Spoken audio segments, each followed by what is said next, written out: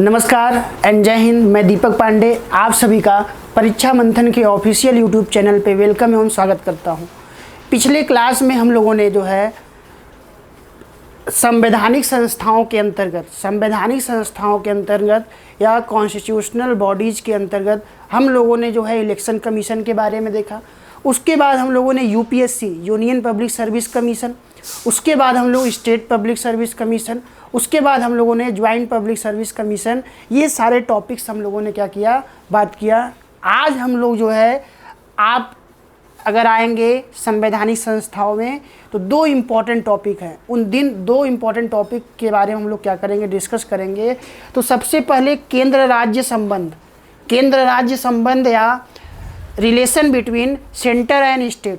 तो relation between अगर centre and state पे आएंगे तो इसी में से एक संस्था निकलती है, उस संस्था को हम लोग जो है वित्त आयोग के नाम से जानते हैं, फाइनेंस कमीशन के नाम से जानते हैं। और एक दूसरी संस्था निकलती है अंतर्राज्यीय परिषद, इंट्रा स्टेट काउंसिल।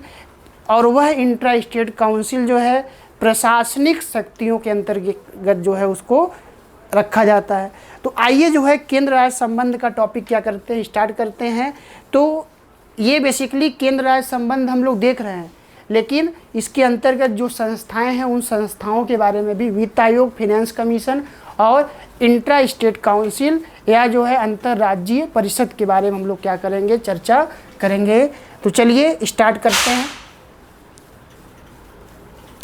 सबसे पहले अगर केंद्र राज्य संबंध पे आप आएंगे तो केंद्र राज्य संबंध और संबंध केंद्र और राज्य के मध्य, तो संबंध जो है कई स्तरों पे आपको क्या होता है, दिखाई देता है। जैसे संबंध जो है प्रशासनिक स्तर पर, संबंध जो है विधायी स्तर पर और संबंध जो है वित्तीय स्तर पर। तो अगर आप आएंगे तो भारतीय संविधान के तहत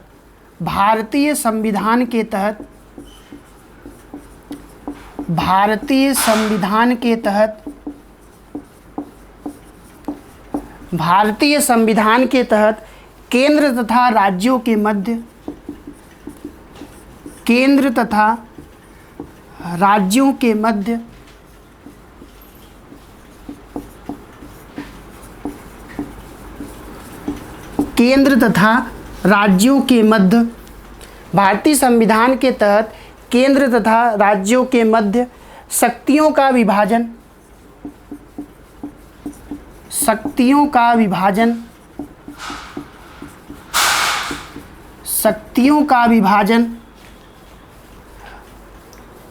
विधायी,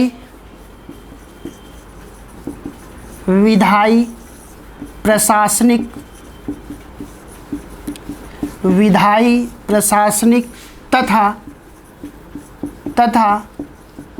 वित्तीय आधार पर किया गया है। वित्तीय आधारों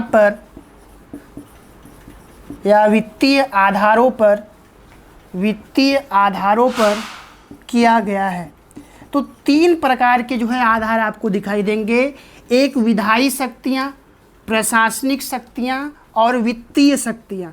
तो प्रशासनिक, वित्तीय और जो है विधायी शक्तियों के आधार पर जो है केंद्र राज्य संबंध क्या होता है, डिसाइड होता है। अगर आप यहाँ पे आएंगे तो अगर आप लोगों को याद होगा तो हम लोगों ने बात किया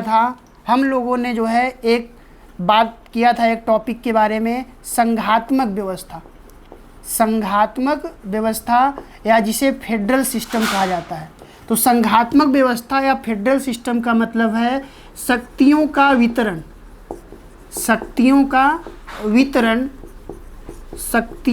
वितरण किसके स्तर पर, तो शक्तियों का वितरण जो है केंद्र के स्तर पर और शक्तियों का वितरण जो है राज्य के स्तर पर, शक्तियों का वितरण जो है स्थानीय स्वशासन या जो है अगर आप आएंगे लोकल गवर्नमेंट के स्तर पर। अगर आप आएंगे तो यहाँ पे क्या किया गया, यहाँ पे जो है शक्तियों को क्या कर दिया गया, डिवाइड कर दिया गया कि ये सेंटर का पावर है, ये स्टेट का पावर है और यह जो है लोकल गवर्नमेंट या जो है स्थानीय स्वशासन का पावर है। तो इस आधार पर पावर को क्या किया गया, डिस्ट्रीब्यूट किया गया और उस पावर के बेसिस पर जो है केंद्र को कहा गया कि आप इसका प्रयोग करेंगे, राज्य जो है उसका प्रयोग करेगा, और जो है स्थानीय सुशासन क्या करेगा, इन शक्तियों का प्रयोग करेगा। और इसे हम लोग जो है संघात्मक व्यवस्था या फेडरल सिस्टम के नाम से क्या करते हैं, जानते हैं। आइए हम लोग समझते हैं ये जो विधायी शक्तियां हैं, प्रशासनिक शक्तियां हैं और वित्तीय शक्तियां हैं, इन तीनों का वितरण जो है भारतीय संविधान में किस तरीके से किया गया है।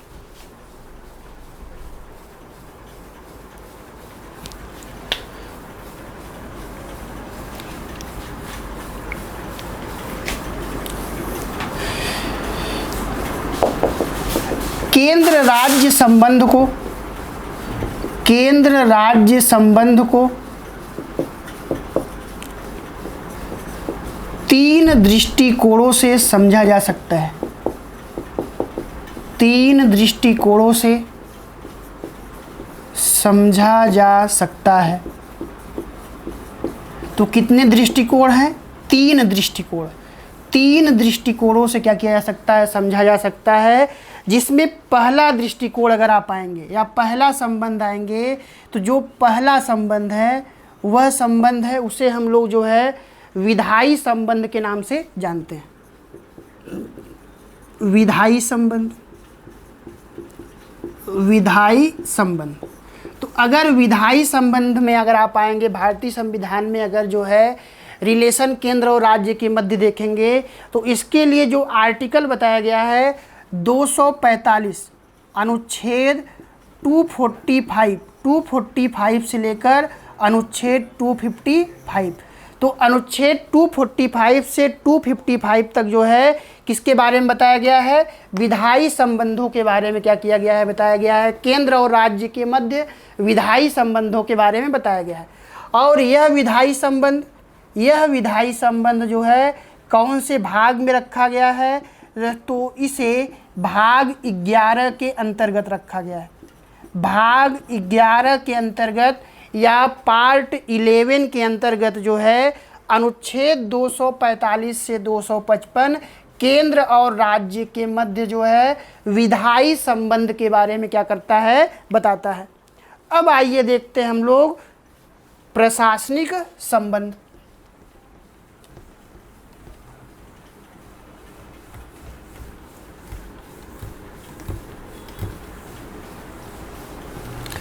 प्रशासनिक संबंधों पे अगर आप आएंगे, तो प्रशासनिक संबंध दूसरा कौन सा संबंध है, प्रशासनिक संबंध।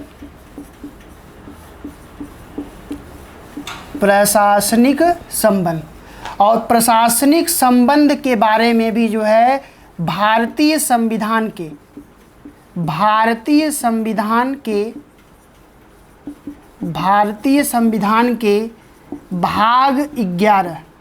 भाग 11 के अंतर्गत उल्लेख किया गया है। किसके अंतर्गत किया गया है, भाग 11 के अंतर्गत उल्लेख किया गया है। तो भारतीय संविधान के पार्ट 11 भाग 11 के अंतर्गत जो है इसका उल्लेख क्या किया गया है कि केंद्र और राज्य के मध्य जो है प्रशासनिक संबंध कहाँ या कैसे बताए गए हैं। उसके अलावा अगर आप आएंगे अनुच्छेदों के स्तर पर, तो इसके लिए जो अनुच्छेद बताया गया है, अनुच्छेद जो है 256 से 263 256 से 263 जो है अगर आप आएंगे, तो ये जो है किसके बारे में बताया गया है, प्रशासनिक संबंधों के बारे में क्या किया गया है, बताया गया है। अनुच्छेद 256 से अनुच्छेद 263। नेक्स्ट तीसरा संबंध है वित्तीय संबंध। वित्तीय संबंध। और वित्तीय संबंध में अगर आप आएंगे, इसी में अगर आप आएंगे तो इसी से एक संवैधानिक संस्था निकलती है, उसे अभी हम लोग पढ़ेंगे अंतर्राज्यीय परिषद। अंतर्राज्यीय परिषद या इंट्रा स्टेट काउंसिल। तो अंतर्राज्यीय परिषद या इंट्रा स्टेट काउंसिल के बारे में हम लोग प्रशासनिक संबंधों के अंतर्गत क्या करेंगे, बात करेंगे। नेक्स्ट देखते हैं वित्तीय संबंध। वित्तीय संबंध का जो उल्लेख किया गया है भारतीय संविधान के भारतीय संविधान के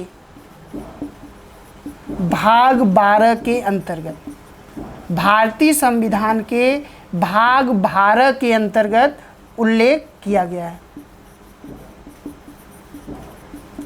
उल्लेख किया गया है।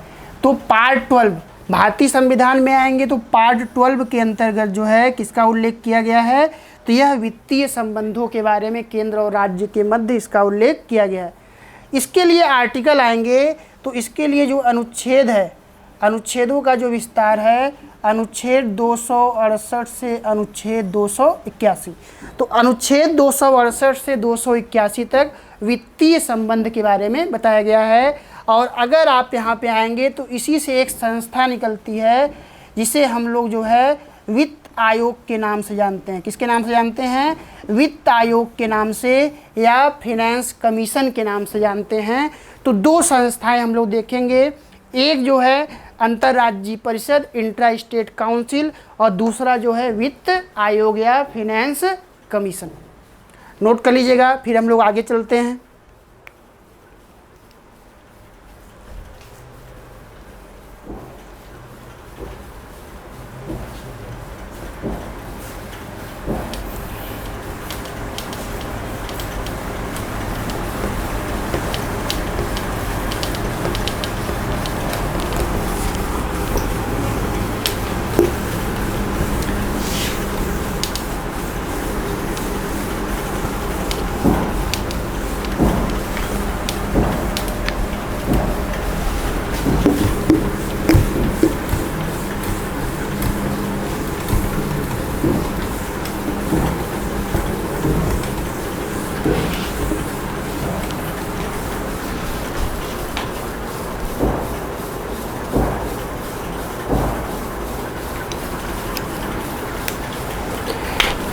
नेक्स्ट पॉइंट, भारतीय संविधान में भारतीय संविधान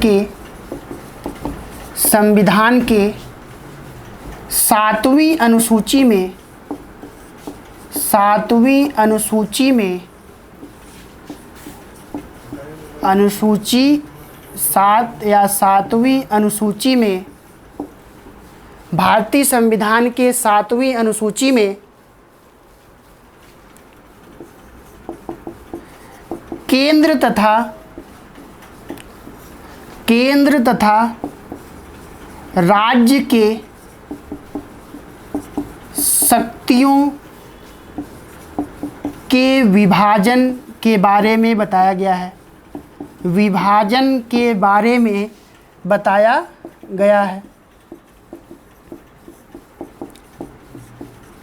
किसके बारे में बताया गया है 7वीं अनुसूची में? तो 7वीं अनुसूची में केंद्र और राज्य के मध्य जो है विभाजन के बारे में क्या किया गया है, बताया गया है। किसके विभाजन के? उसके शक्तियों के विभाजन के बारे में क्या किया गया है, बताया गया है। अगर शक्तियों के विभाजन के बारे में आएंगे तो ये 7वीं अनुसूची जो है, यह 7वीं अनुसूची, इसके अंतर्गत कौन सा विषय रखा गया है? तो इसके अंतर्गत जो विषय रखा गया है उसे हम लोग सूची के नाम से जानते हैं। सूची या इसे आप कह सकते हैं लिस्ट, सूची या लिस्ट।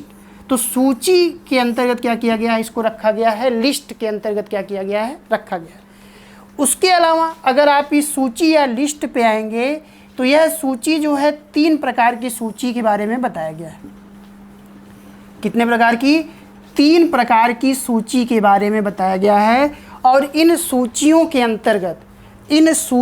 अंतर्गत जो है वो सभी प्रकार के विषय दिए गए हैं कि कौन से विषय पर जो है केंद्र देखेगा, कौन से विषय पर राज्य देखेगा और कौन से विषय पे केंद्र और राज्य दोनों देखेगा। तो अगर आप आएंगे तो सबसे पहले हम लोग देखते हैं, अगर जो पहली सूची है उसे हम लोग संघ सूची के नाम से जानते हैं। संघ सूची या इसे जो है यूनियन लिस्ट बोलते हैं। क्या बोलते हैं? यूनियन लिस्ट, संघ सूची या यूनियन लिस्ट। दूसरा राज्य सूची या स्टेट लिस्ट, राज्य सूची या स्टेट लिस्ट। और तीसरा समवर्ती सूची या कॉन्करेंट लिस्ट कॉन्करेंट लिस्ट। ये 3 प्रकार की क्या हैं, सूचियां हैं। इन तीनों सूचियों के बारे में हम लोग क्या करते हैं, डिस्कस करते हैं, जिसमें जो है केंद्र और राज्य के मध्य जो है शक्तियों को क्या किया गया है, डिस्ट्रीब्यूट किया गया है, शक्तियों को विभाजित किया गया है। नोट कर लीजिएगा, फिर हम लोग इन सूचियों को एक एक करके देखते हैं।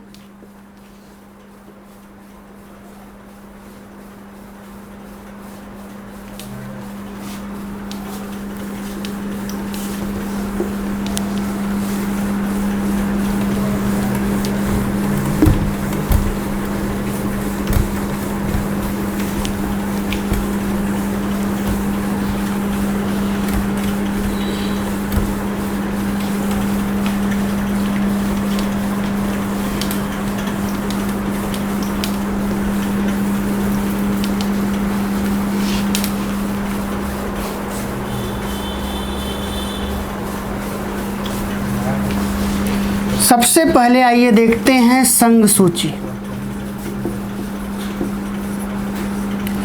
Union list. संघ सूची या यूनियन लिस्ट पे अगर आएंगे तो संघ सूची के विषयों पर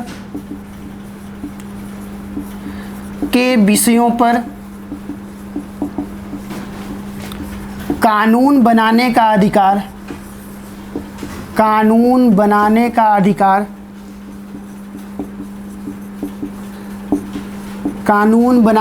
अधिकार, संसद या आप कह सकते हैं केंद्र सरकार, संसद या केंद्र सरकार के पास होता है। तो पहला पॉइंट ध्यान रखिए, संघ सूची के विषयों पर जो है किसे कानून बनाने का अधिकार है, तो संघ सूची के विषयों पर, सब्जेक्ट पर कानून बनाने का अधिकार संसद या केंद्र सरकार। बेसिकली जो है पार्लियामेंट, कानून कौन बनाता है, पार्लियामेंट बनाता है। तो पार्लियामेंट क्या होगा, ज़्यादा एप्रोप्रिएबल होगा। लेकिन अगर सरकार के स्तर पर आएंगे तो सरकार के स्तर पर किसके पास अधिकार होता है, सेंट्रल गवर्नमेंट या केंद्र सरकार के पास अधिकार होता है। उसके अलावा अगर आप आएंगे तो इस सूची के अंतर्गत जो विषय मूलतः थे, तो विषय कितने थे, 97 जो है मूलतः विषय थे। लेकिन वर्तमान में अगर आप आएंगे तो वर्तमान में इसमें कितने सब्जेक्ट हैं, 98 विषयों को क्या किया गया है, 98 सब्जेक्ट को इसके अंतर्गत क्या किया गया है, रखा गया है। लेकिन जो है अब चूँकि 98 सब्जेक्ट हैं तो 98 सब्जेक्ट को जो है यहाँ पे लिखना संभव नहीं है। लेकिन कुछ ऐसे सब्जेक्ट हैं जो इम्पोर्टेंट हैं, आपके एग्ज़ाम में पूछे गए हैं, तो वैसे सब्जेक्ट का नाम मैं क्या कर दे रहा हूँ, लिख दे रहा हूँ। तो सबसे पहले अगर आप आएंगे तो इस सूची के अंतर्गत, संघ सूची के अंतर्गत रक्षा, डिफेंस, रक्षा या डिफेंस जो है किसके अंतर्गत आएगा, संघ सूची के अंतर्गत। रक्षा के बाद डाक विभाग आपने सुना होगा, तो डाक भी जो है किसके अंतर्गत आएगा, संघ सूची के अंतर्गत, यूनियन लिस्ट के अंतर्गत। इसके अलावा संचार, बैंक,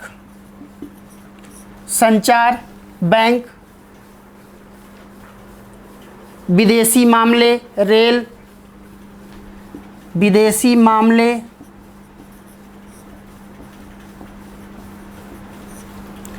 रेल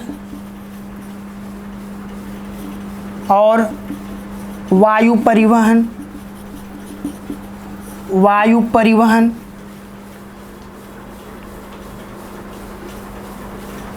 जल परिवहन, नागरिकता,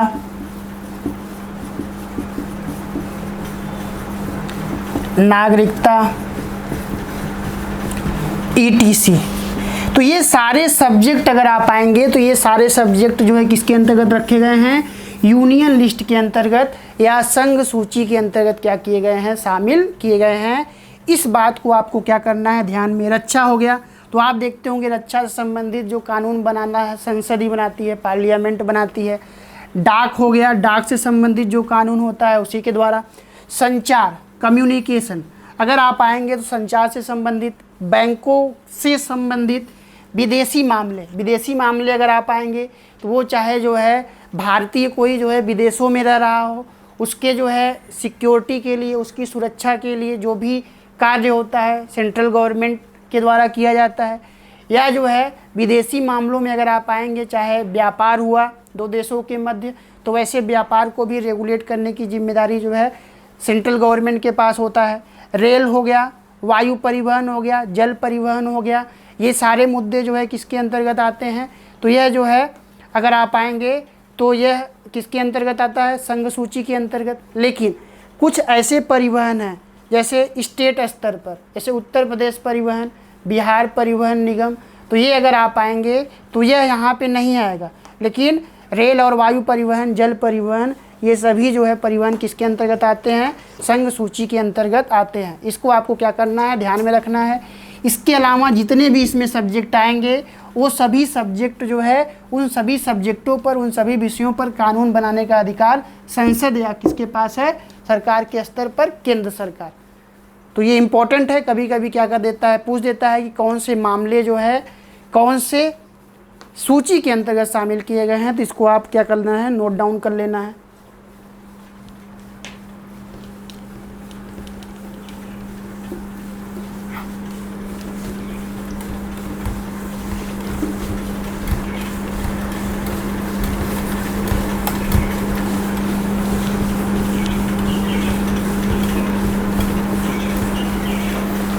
नेक्स्ट हम लोग देखते हैं राज्य सूची।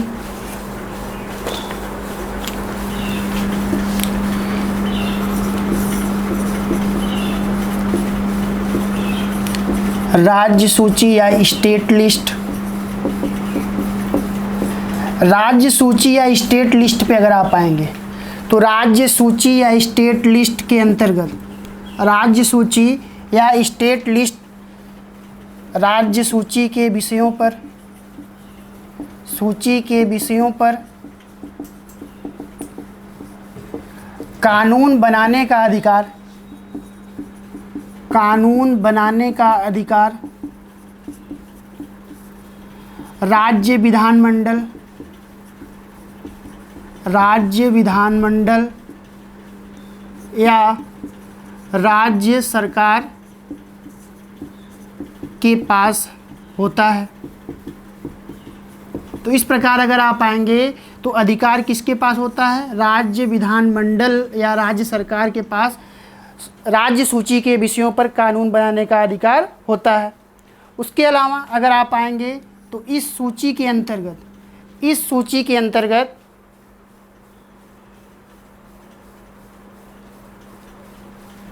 इस सूची के अंतर्गत मूलतः 66 विषय थे, लेकिन वर्तमान में अगर आप आएंगे तो वर्तमान में 59 सब्जेक्ट हैं, 59 विषय हैं। तो 59 विषयों को क्या किया गया है? इसके अंतर्गत शामिल किया गया है। तो 59 विषय जो है कौन से सूची के अंतर्गत हैं? तो राज्य सूची या स्टेट लिस्ट के अंतर्गत क्या किया गया है? शामिल किया गया है। अगर इसके अंतर्गत आएंगे, इनके विषयों में कौन कौन से विषय हैं, किसको किसको राज्य सूची में शामिल किया जाता है? तो राज्य सूची के अंतर्गत अगर आप आएंगे तो इसमें जो है कृषि कारागार, कृषि कारागार, कारागार, भू राजस्व, भू राजस्व, कृषि कारागार, भू राजस्व, लोक व्यवस्था, पुलिस, लोक व्यवस्था, पुलिस। अगर आप आएंगे तो ये सारे मुद्दे जो है किसके अंतर्गत शामिल किए जाते हैं? राज्य सूची के अंतर्गत क्या कर दिए जाते हैं? शामिल किए जाते हैं। लेकिन अगर आपको याद होगा तो यहाँ पे हम लोगों ने क्या देखा कि राज्य विधानमंडल या राज्य सरकार के द्वारा कानून बनाया जाता है। लेकिन अगर आपको याद होगा तो हम लोगों ने देखा था कि इमरजेंसी के समय और किसी राज्य में अगर जो है क्या लागू हो, किसी राज्य में अगर प्रेसिडेंट रूल लागू हो या राष्ट्रपति शासन लागू हो, तो वैसे संदर्भ में वैसे संदर्भ में राज्य सूची के विषयों पर, स्टेट लिस्ट के सब्जेक्टों पर कानून बनाने का अधिकार किसके पास होता है? तो कानून बनाने का अधिकार वह जो है संसद के पास चला जाता है। तो इसको ध्यान रखना है।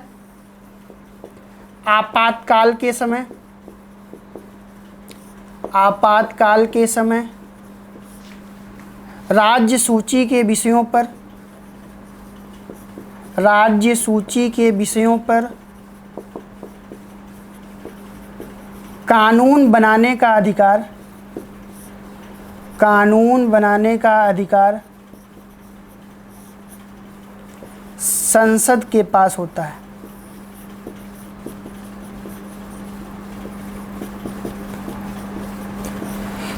वैसे तो क्या है, सामान्य सिचुएशन होगा। अगर सिचुएशन कैसा होगा, सामान्य होगा, तो सामान्य परिस्थितियों पर, सामान्य परिस्थितियों में जो है राज्य सूची के विषयों पर कानून बनाने का अधिकार किसके पास है? राज्य विधानमंडल या राज्य सरकार। लेकिन अगर इमरजेंसी का सिचुएशन होगा, तो इमरजेंसी के सिचुएशन में या आपातकाल के समय राज्य सूची के विषयों पर कानून बनाने का अधिकार किसके पास होता है? संसद के पास होता है, पार्लियामेंट के पास होता है। नोट डाउन कर लीजिएगा, बहुत इंपॉर्टेंट है। उसके अलावा ये कृषि बहुत इंपॉर्टेंट है, बहुत बार पूछा गया है कि आखिर कृषि जो है किसका सब्जेक्ट है? तो कृषि राज्य सूची का सब्जेक्ट है। लेकिन कृषि से संबंधित विपणन, व्यापार, रेगुलेशन, ये जो है किसका सब्जेक्ट है?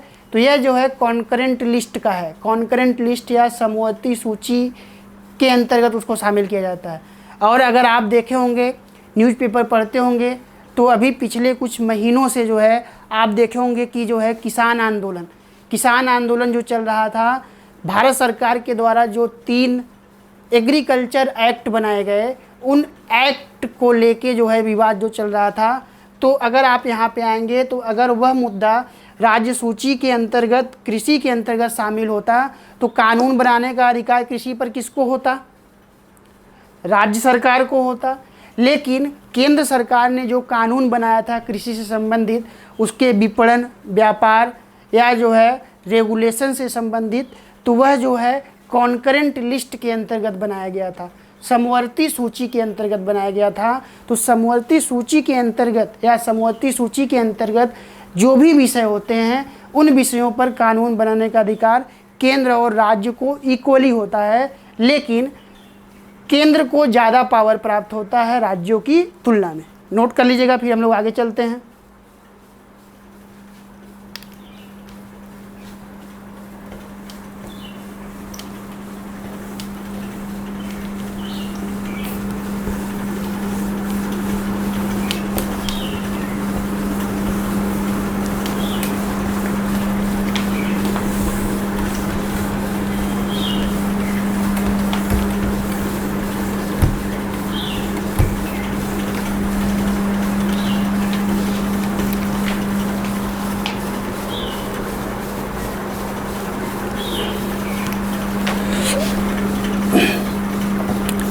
समवर्ती सूची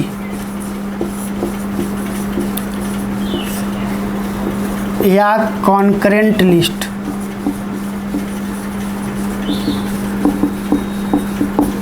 समवर्ती सूची या कॉन्करेंट लिस्ट। तो समवर्ती सूची या कॉन्करेंट लिस्ट के अंतर्गत अगर आप आएंगे, तो समवर्ती सूची या कॉन्करेंट लिस्ट में समवर्ती सूची के विषयों पर, सूची के विषयों पर कानून बनाने का अधिकार कानून बनाने का अधिकार केंद्र और राज्य दोनों को है। केंद्र और राज्य दोनों को है। केंद्र और राज्य दोनों को है। परंतु राज्य की तुलना में केंद्र को ज़्यादा शक्ति प्राप्त है। केंद्र को ज़्यादा शक्ति प्राप्त है।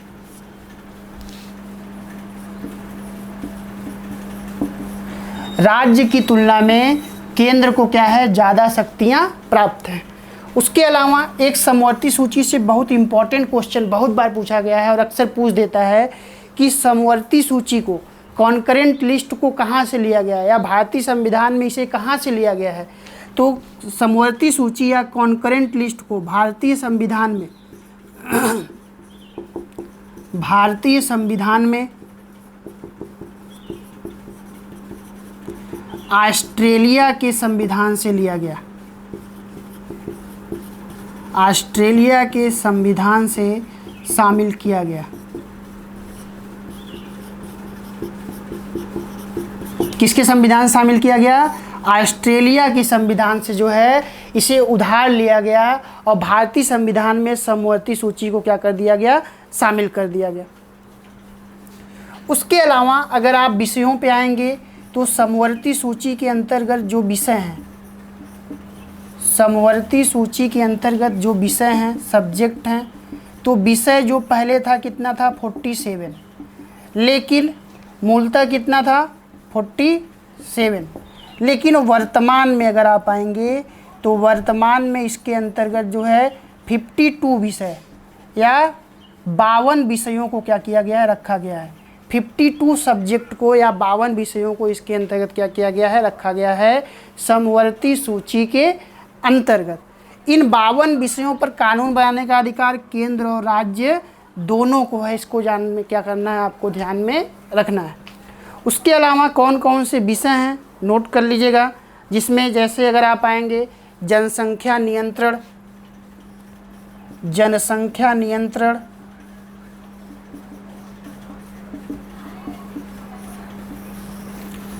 परिवार नियोजन, ये सब बहुत इम्पोर्टेंट है क्योंकि इस समय देखिए मुद्दा चल रहा है, चुनाव आ गया है, देखिए ये सारे मुद्दे चल रहे हैं। परिवार नियोजन हो गया, जनसंख्या नियंत्रण। अगर जनसंख्या नियंत्रण में आएंगे तो अब देख रहे हैं हर राज्य में जनसंख्या नियंत्रण को लेके या परिवार नियोजन को लेके कानून बनाने का बात चल रहा है। यूपी में भी परिवार नियोजन को लेके कानून क्या कर रहा है, चल रहा है, और यह मुद्दे क्या हुए हैं, छाए हुए हैं। तो इम्पॉर्टेंट टॉपिक रहेगा हमेशा, तो इसको ध्यान में रखना है। पूछ देगा कि परिवार नियोजन कौन से विषयों के अंतर्गत, कौन से सूची के अंतर्गत परिवार नियोजन को रखा गया है, तो आप सीधे देखेंगे कि भाई राज्य सरकार कानून बना रहा है तो परिवार नियोजन को जो है राज्य सूची के अंतर्गत रखा गया होगा। लेकिन परिवार नियोजन को राज्य सूची के अंतर्गत नहीं रखा गया है। परिवार नियोजन और जनसंख्या नियंत्रण, इन दोनों मुद्दों को जो है समवर्ती सूची के अंतर्गत रखा गया है, कॉन्करेंट लिस्ट के अंतर्गत रखा गया है। इस पर कानून बनाने का अधिकार जो है केंद्र विधायिका, राज्य विधायिका या केंद्र सरकार या राज्य सरकार दोनों को है। इस बात को क्या करना है, ध्यान में रखना है। उसके अलावा शिक्षा,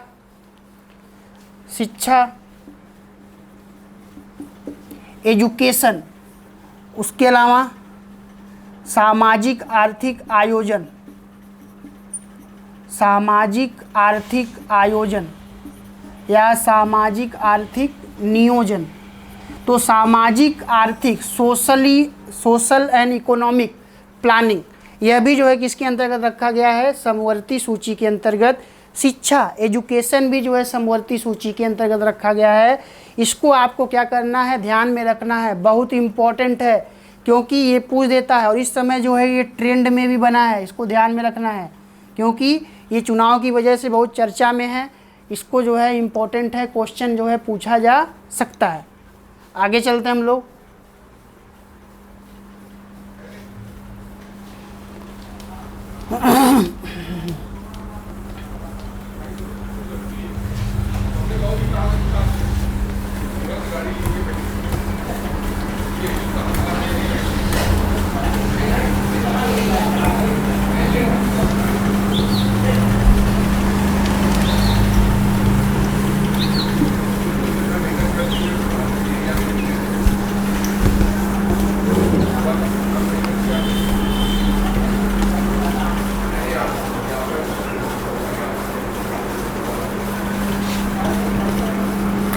नेक्स्ट देखेंगे राज्य सूची के अंतर्गत, राज्य सूची के विषयों पर,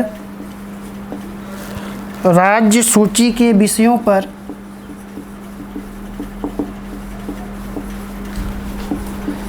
संसद की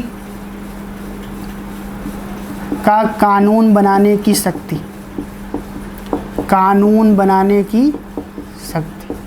तो आइए जो है देखते हैं स्टेट लिस्ट या राज्य सूची के विषयों पर संसद का कानून बनाने की शक्ति। अब चूंकि राज्य सूची के विषय पर तो राज्य विधानमंडल या राज्य सरकार को कानून बनाने का अधिकार होना चाहिए, लेकिन जो है अगर आप आएंगे तो राज्य सूची के विषयों पर जो है संसद का कानून बनाने की शक्ति क्या है, उस शक्ति के बारे में हम लोग क्या करेंगे, देखेंगे।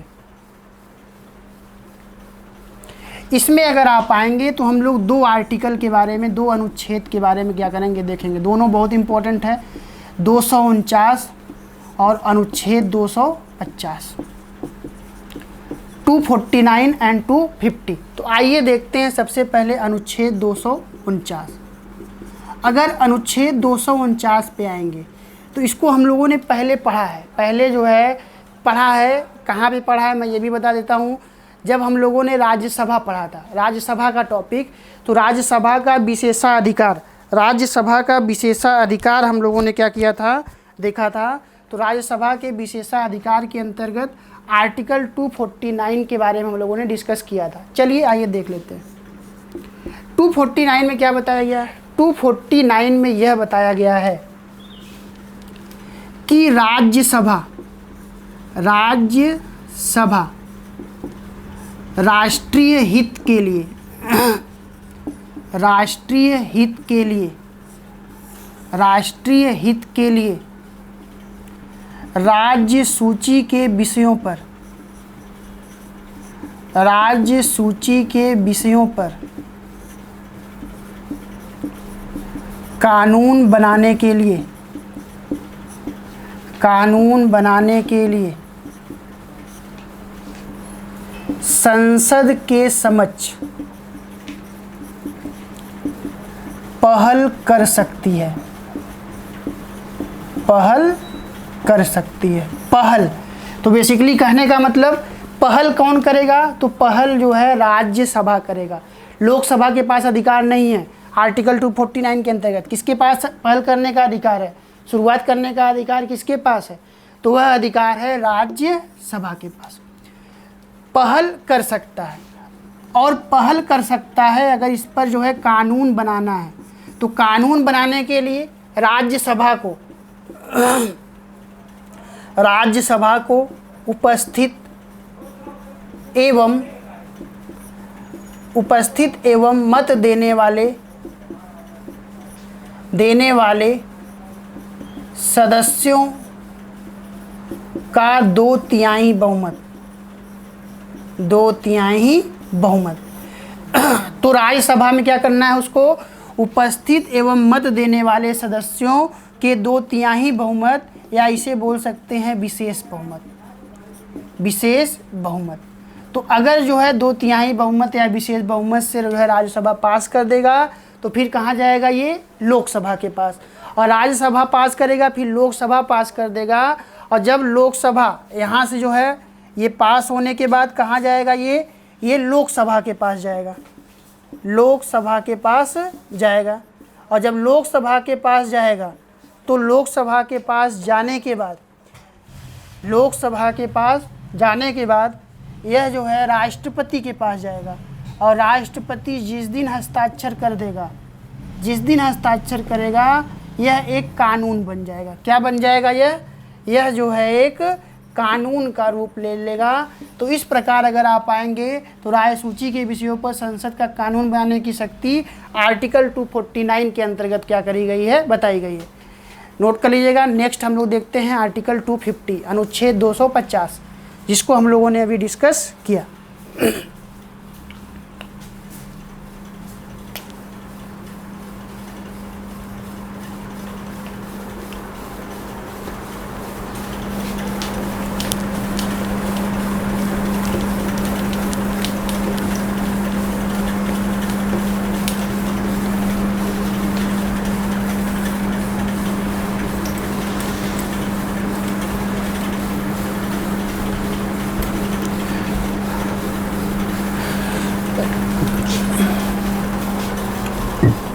नेक्स्ट चलते हैं अनुच्छेद 250, अनुच्छेद 250 में बताया गया है राष्ट्रीय आपात अनुच्छेद 352 और या अथवा राष्ट्रपति शासन अनुच्छेद 356 राष्ट्रीय आपात नेशनल इमरजेंसी अनुच्छेद 352 अथवा राष्ट्रपति शासन अनुच्छेद 356 या प्रेसिडेंट रूल के समय संसद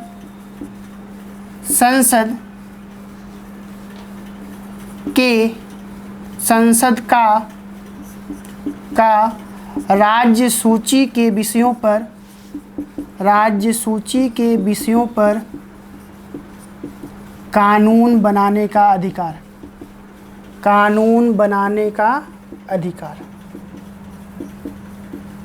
क्या करने का अधिकार? कानून बनाने का अधिकार, जिसको अभी हम लोगों ने क्या किया, डिस्कस किया कि जिस समय इमरजेंसी होता है, आपातकाल के समय जो है संसद क्या कर सकता है, राज्य सूची के विषयों पर, स्टेट लिस्ट के सब्जेक्ट पर कानून बना सकता है। तो वो जो अधिकार है वह कौन से आर्टिकल के अंतर्गत है? 250। तो इस प्रकार हम लोगों ने केंद्र राज्य संबंध के अंतर्गत हम लोगों ने जो है संबंधों के स्तर पर प्रशासनिक संबंध, विधायी संबंध, वित्तीय संबंध के बारे में देखा। उसके अंतर्गत शक्तियों के विभाजन के स्तर पे जो है सातवीं अनुसूची के अंतर्गत लिस्ट के बारे में देखा। और 3 प्रकार के लिस्ट जो है संघ सूची, राज्य सूची और जो है समवर्ती सूची को डिस्कस किया। उसके बाद हम लोगों ने राज्य सूची के विषयों पर संसद का कानून बनाने की शक्ति भी देखा, जिसमें आर्टिकल 249 और आर्टिकल 250 के बारे में हम लोगों ने क्या किया, डिस्कस किया। एक और शक्ति है, उसको यूज किया जाता है, तो ये भी ध्यान में रखिए, क्वेश्चन पूछ जाता है, अवशिष्ट शक्तियाँ। एक और पावर है अवशिष्ट शक्तियाँ।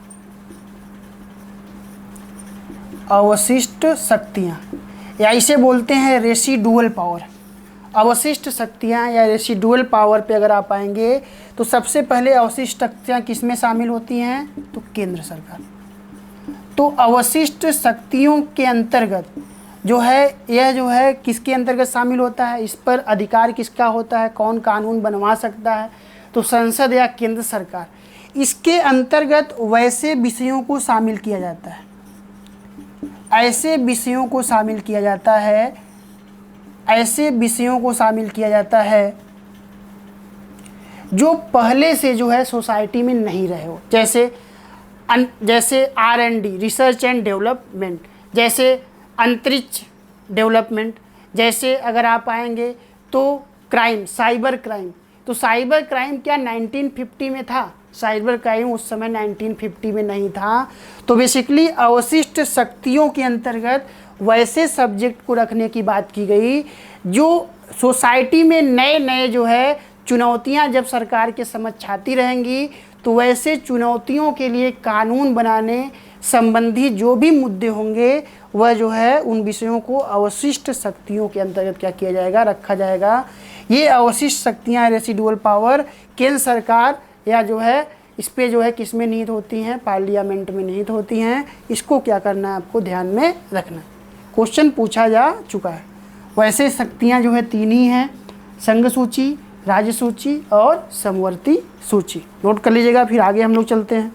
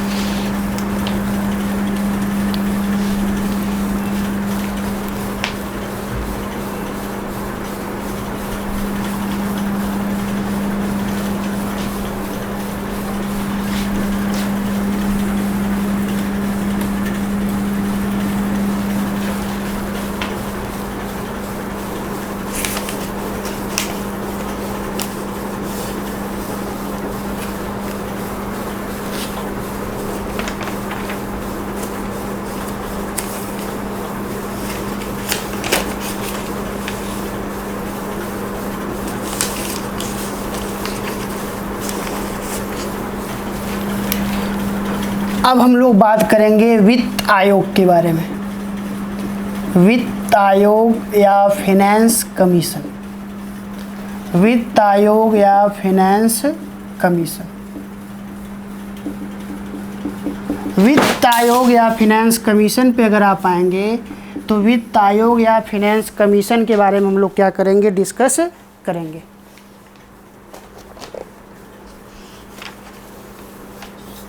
जी भैया जी।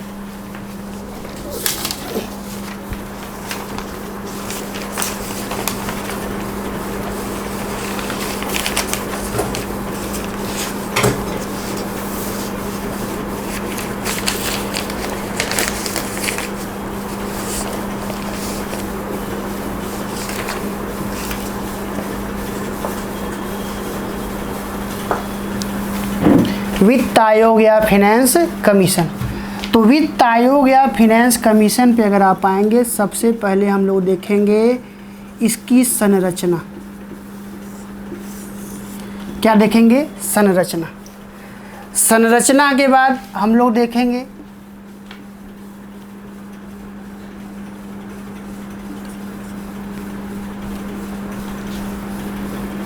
कार्य। संरचना, कार्य या जो है कर्तव्य आप क्या कर सकते हैं, बोल सकते हैं। तो हम लोग इसके ड्यूटीज़ के बारे में क्या करेंगे, देखेंगे। स्ट्रक्चर देखेंगे और कार्य या कर्तव्यों के बारे में क्या करेंगे, देखेंगे। और उसके अलावा संरचना से पहले हम लोग क्या बात करेंगे, संरचना से पहले हम लोग देखेंगे महत्वपूर्ण तथ्य।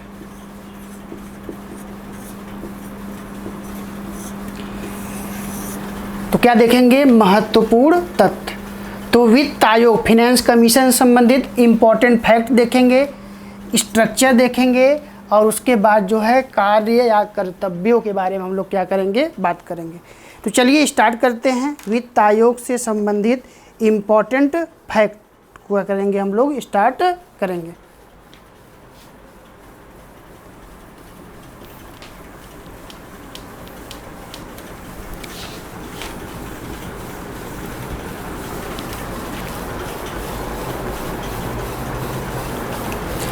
अगर आप जो है महत्वपूर्ण तथ्य पे आएंगे तो महत्वपूर्ण तथ्यों पे अगर आप आएंगे तो सबसे पहले प्रथम वित्त आयोग का गठन, प्रथम वित्त आयोग का गठन 1951 में, 1951 में प्रथम वित्त आयोग का गठन 1951 में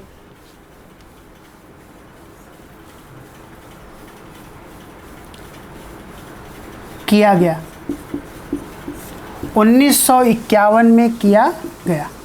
तो अगर आपसे पूछा जाए कि वित्त आयोग का गठन कब किया गया, तो वित्त आयोग का गठन 1951 में किया गया। दूसरा पॉइंट, प्रथम वित्त आयोग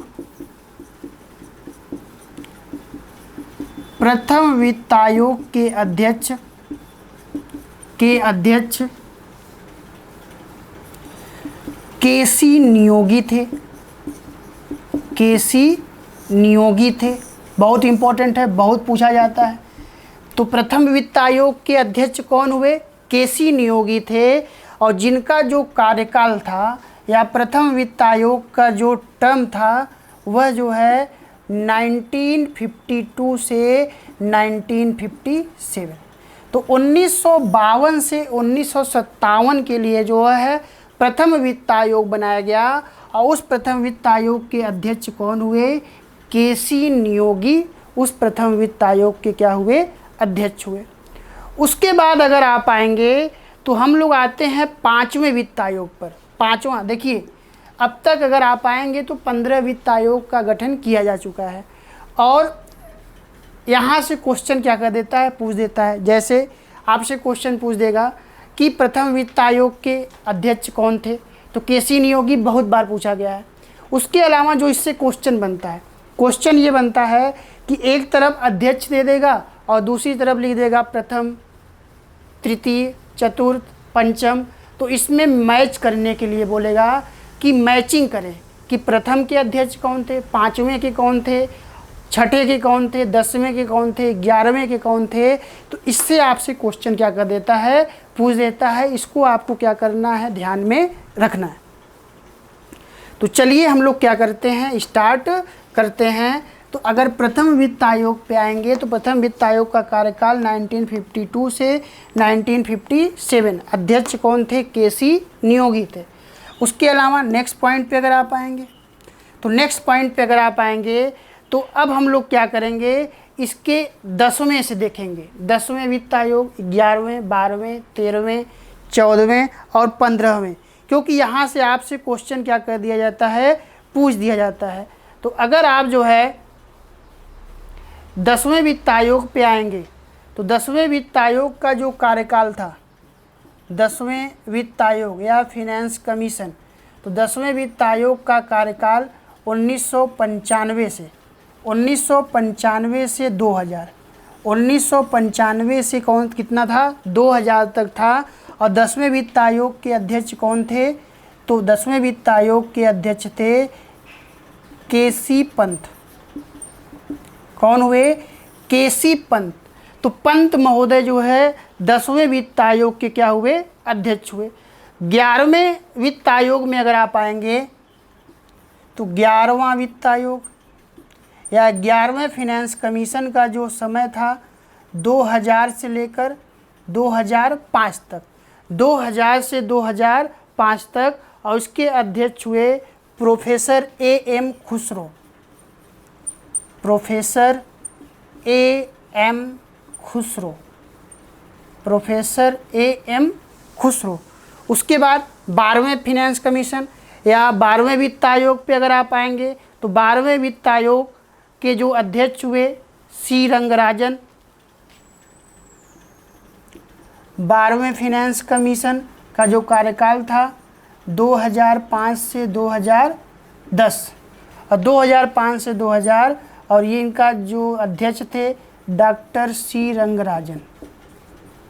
डॉक्टर सी रंगराजन, ये बहुत इंपॉर्टेंट है, ये सब पूछे गए हैं, इसको आपको क्या करना है, ध्यान में रखना है। नेक्स्ट अगर आप आएंगे महत्वपूर्ण तथ्य में,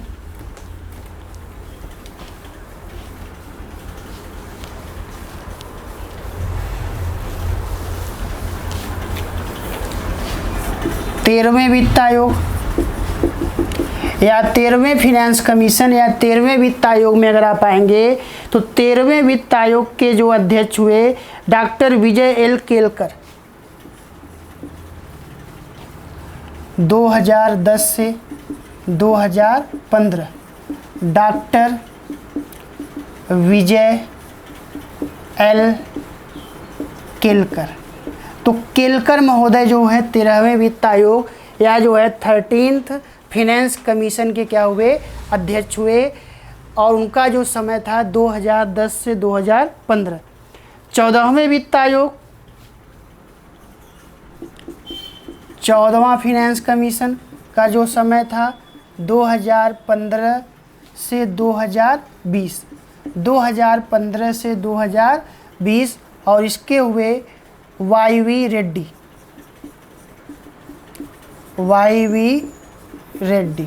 तो वाई.वी. रेड्डी जो है 14वें फिनेंस कमीशन के क्या हुए, अध्यक्ष हुए।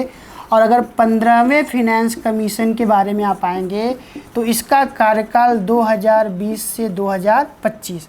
बाद में इसके कार्यकाल को क्या कर दिया गया है, बढ़ा दिया गया, कार्यकाल को बढ़ा दिया गया। और इसके जो अध्यक्ष हैं बहुत इम्पोर्टेंट है, N.K. सिंह। N.K. सिंह जो है इसके क्या हैं, अध्यक्ष हैं। इसको आपको क्या करना है, ध्यान में रखना है, बहुत इम्पोर्टेंट है। ये करंट का टॉपिक है 15 फिनेंस कमीशन। यहाँ से क्वेश्चन क्या कर सकता है, पूछा जा सकता है और अक्सर पूछा जाता है। तो इसको आपको क्या करना है, ध्यान में रखना है। तो जब हम लोग करंट का क्लास लेंगे तो करंट के क्लास में 15th फिनेंस कमीशन के बारे में हम लोग क्या करेंगे, डिस्कस करेंगे। नोट कर लीजिएगा।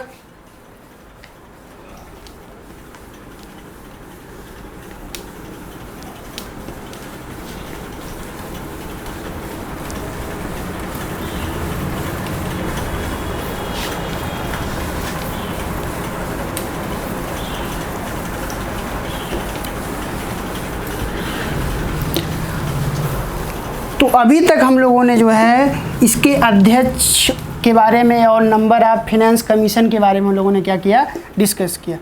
तो नेक्स्ट अगर आप आएंगे तो वित्त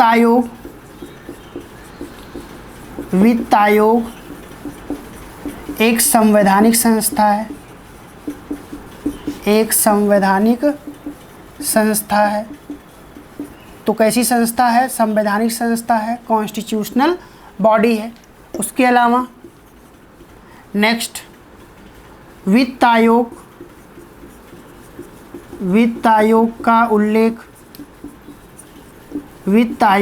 उल्लेख भारतीय संविधान के अंतर्गत, भारतीय संविधान के भाग 12, भारतीय संविधान के भाग 12 के अंतर्गत किया गया है, नेक्स्ट पॉइंट, भारतीय संविधान में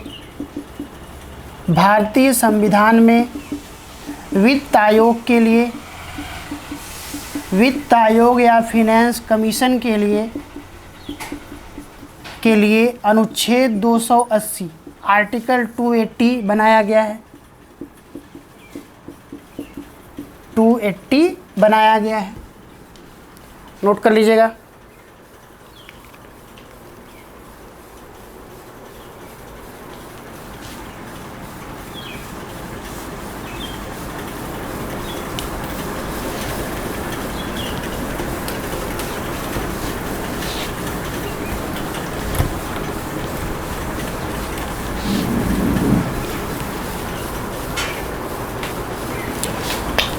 संरचना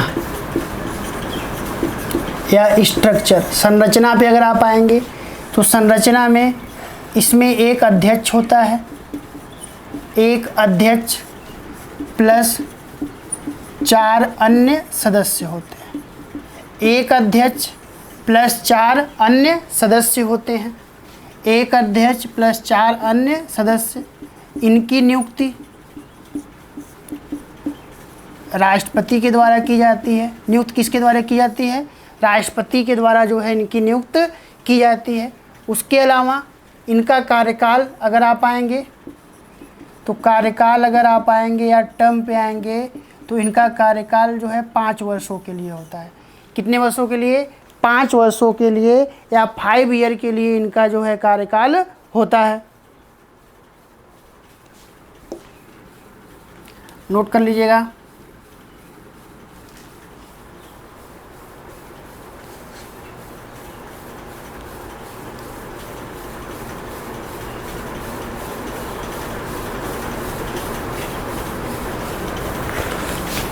जो वित्त आयोग का अध्यक्ष होता है, वित्त आयोग के अध्यक्ष के लिए जो है कुछ क्राइटेरिया, कुछ योग्यता जो है, क्वालिफिकेशन क्या किया गया है, डिसाइड किया गया है। क्या डिसाइड किया गया है, अध्यक्ष उच्च न्यायालय का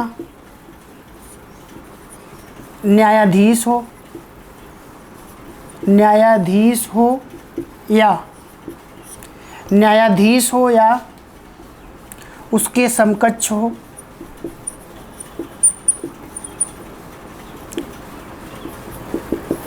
आर्थिक मामलों का जानकार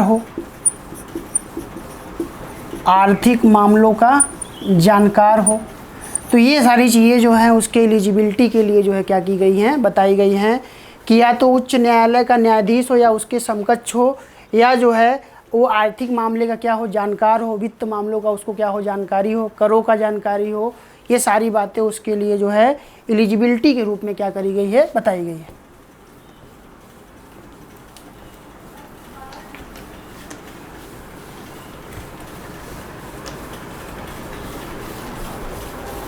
उसके अलावा अगर कर्तव्य या कार्य पे आएंगे तो कर्तव्य या कार्य पे अगर आप आएंगे तो इसका कार्य क्या है, इसका कार्य यह है कि केंद्र सरकार के द्वारा जो करों को इकट्ठा किया जा रहा है, उन करों का वितरण किस तरीके से केंद्र और राज्य के मध्य हो, यह सलाह कौन देता है? वित्त आयोग, फाइनेंस कमीशन। वित्त आयोग जो है यह भी सलाह देता है कि वह नए नए क्षेत्रों की पहचान करके सलाह देता है कि इन क्षेत्रों से भी टैक्स की उगाही की जा सकती है। कुल मिला के वित्त आयोग जो है भारत सरकार को वित्त मामलों में भी सलाह क्या करता है? देता है। तो इस प्रकार आज के क्लास में हम लोगों ने जो है केंद्र राज्य संबंध के बारे में देखा। केंद्र राज्य संबंध के अलावा हम लोगों ने फाइनेंस कमीशन, वित्त आयोग का टॉपिक किया। तो थैंक यू एंड जय हिंद। वीडियो को जो है अधिक से अधिक शेयर करें, सब्सक्राइब करें, लाइक करें, और इससे संबंधित किसी प्रकार का क्वेश्चन अगर आपके मन में बनता है तो कमेंट बॉक्स में आप ज़रूर क्वेश्चन टाइप करें। उस क्वेश्चन का सॉल्यूशन आपको उपलब्ध कराया जाएगा टाइम से। थैंक यू एंड जय हिंद।